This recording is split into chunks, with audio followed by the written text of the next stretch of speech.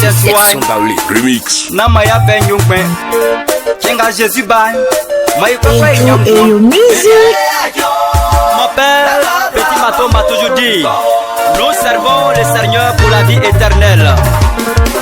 Babie Koyo Babie Koyo Kamia mama Babie Koyo Krakenkawo Professeur Josué de Diokwe Sois béni Père.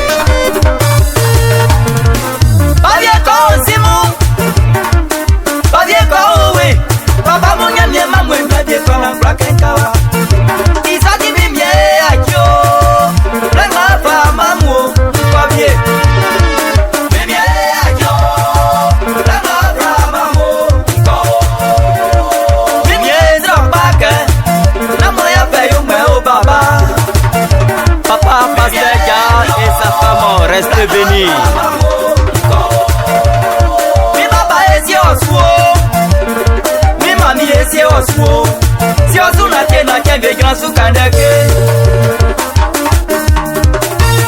Nia, ma omengru oh oui Ma omengru oh oui Kazuri sa je flore dike kaki kiriele Ma omengru oh oui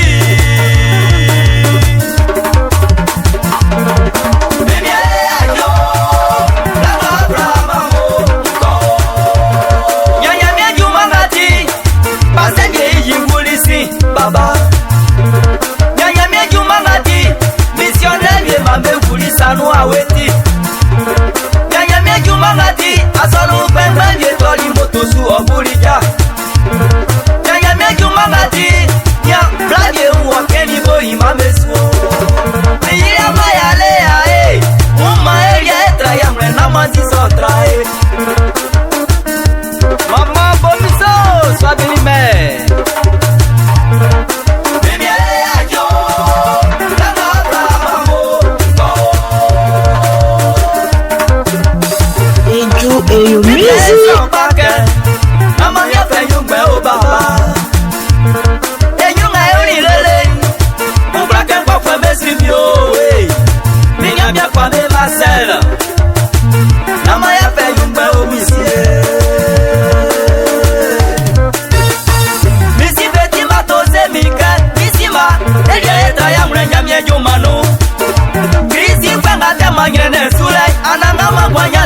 Tema